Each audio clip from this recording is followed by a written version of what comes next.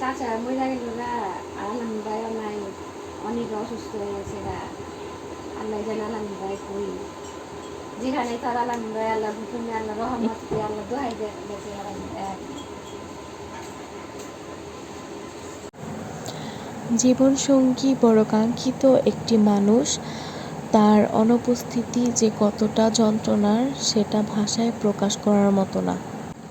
অন্য কোনো জায়গা অথবা মানুষের কাছ থেকে কষ্ট পাওয়ার থেকেও তার অনুপস্থিতির কষ্টটা খুবই যন্ত্রণাদায়ক এবং কষ্টের, যা কোনোভাবেই কাউকে প্রকাশ করে বোঝানোর মতো না। হ্যালো এভরিওয়ান, আসসালামু আলাইকুম। কেমন আছেন সবাই? আশা করি সবাই অনেক ভালো আছেন। তো আমরাও মোটামুটি ভালোই আছি। গত কয়েক মাস যাবৎ একটার পর একটা পিছুটান, দুর্ঘটনা, দুঃসংবাদ এইসব দিয়ে আমাদের দিনটা কাটছে। তো গত ৩-৪ মাস যাবৎ ছোট দুলাভাইকে আমরা খুঁজে পাচ্ছি না। উনি কোথায় আছে, কেমন আছে আমরা কেউই জানি না।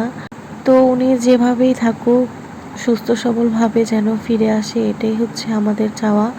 আমরা আমাদের যথেষ্ট সাধ্য দিয়ে ওনাকে খোঁজার চেষ্টা করেছি, কিন্তু ওনাকে খুঁজে পাইনি।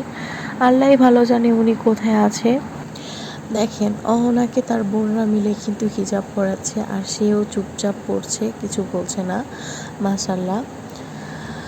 তো যেটা বলছিলাম, একটা দুর্ঘটনা যেতে না যেতেই কিন্তু আরেকটা দুর্ঘটনা এসে হাজির। ভাইকে তো আমরা খুঁজেই পাচ্ছিলাম না। তো এর মধ্যে আমাদের যে চাচা ছিল, মানে আমার চাচা শ্বশুর, উনিও কিন্তু মারা গিয়েছে। তো উনি খুবই ভালো মানুষ ছিল, ওনার কথা কি বলবো। আল্লাহ যেন ওনাকে বেহেশত নসিব করে। তো এর মধ্যেই আমাদের একটা শোক গেল, এখন আবার শুরু হয়েছে আরেকটা শোক। হঠাৎ করেই শুনি আমার ছোট ননাস, মানে ছোট আপা নাকি খুবই অসুস্থ। ওনার নাকি রক্তশূন্যতা দেখা দিয়েছে এবং নানান ধরনের রোগে ওনাকে আক্রমণ করেছে, বা উনি নানান ধরনের রোগে আক্রান্ত হয়ে গিয়েছে। ওনাকে সবাই মিলে খুব রিকোয়েস্ট করেছিল যেন উনি ডাক্তার দেখায়, বা আমাদের সাথে যেন ডাক্তার দেখাতে যায়, কিন্তু উনি তো নাছোড় বান্দা, ওনাকে আমরা কোনোভাবেই ডক্টর দেখাতে নিয়ে যেতে পারছি না। কারণ উনি তো একই কথা বলছে, দুলাভাই যখন আসবে দুলাভাই নাকি ওনাকে ডক্টর দেখাইবে, দুলাভাইয়ের সাথে নাকি উনি ডক্টর দেখাতে যাবে। কিন্তু এখন তাকে আমরা কিভাবে বুঝাবো? নিজেকে তো আগে সুস্থ হতে হবে। আসলে আমরা যতই ওনাকে বোঝানোর চেষ্টা করি না কেন, যার সায় সেই কিন্তু বোঝে। আর স্বামী স্ত্রীর সম্পর্কটা হচ্ছে এমন একটা সম্পর্ক, এটার কোনো মানে বলার কিছুই নেই। তো ওনাদের মধ্যে এত মিল ছিল, দুলাভাই ওনাকে এত ভালোবাসতো। মানে মাথার মধ্যে এখন একটাই প্রশ্ন জাগে, এই যে ৩-৪ মাস যাবৎ আপার এই একটা অবস্থা, উনি এত কান্নাকাটি করছে, মানে এত ডিপ্রেশনের মধ্যে আছে, এখন একটা রোগও ধরা পড়েছে, ওনাকে আমরা হসপিটাল নিয়ে যেতে পারছি না। মানে একটা বারও কি ওনার কথা দুলাভাইয়ের মনে পড়ে না? বা এতদিনের সম্পর্ক, এতদিনের সংসার, এই সব কিছু রেখে উনি কোথায় আছে? ওনার ভিতরে কি যে মানুষটা তার স্বামীকে ছাড়া একটা রাতও কাটাতে পারে না, কোথাও গেলে ছটফট করে যে বাসায় যেতে হবে, দুলাভাই একা একা থাকবে, এই সব চিন্তা করে। আজ দেখেন, সেই দুলাভাই ৩-৪ মাস যাবৎ কত দূরে আছে।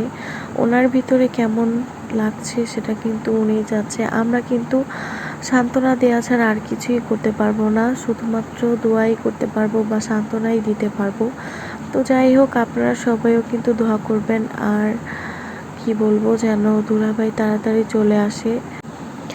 দুলাভাই যা কিছু খেতে পছন্দ করত সেগুলো রান্নার তো বন্ধ হয়েছেই, এখন কিন্তু অনিকা আপা সেগুলো মুখেও দেয় না। কেউ রান্না করে অনিকা আপার সামনে দিলেও খায় না, সবসময় বলতে থাকে আমি তো এখানে খেতে পাচ্ছি, আমার মানে হাজব্যান্ড কি করতেছে, ও কি ঠিকঠাক মতো খাওয়া দাওয়া করতেছে নাকি, এরকম একটা চিন্তা ভাবনা। আর যদি আয়সাও অনিকা আপাকে কিছু বলে রান্না করে দেওয়ার জন্য, তো তখন কিন্তু আপা কোনো কিছু রান্না করে না, কারণ বলে যে বাবা যখন আসবে তখনই নাকি রান্না করবে। মানে মেনলি হচ্ছে দুলাভাইয়ের কোনো কিছুই নাকি দুলাভাই না আসা পর্যন্ত রান্না হবে না।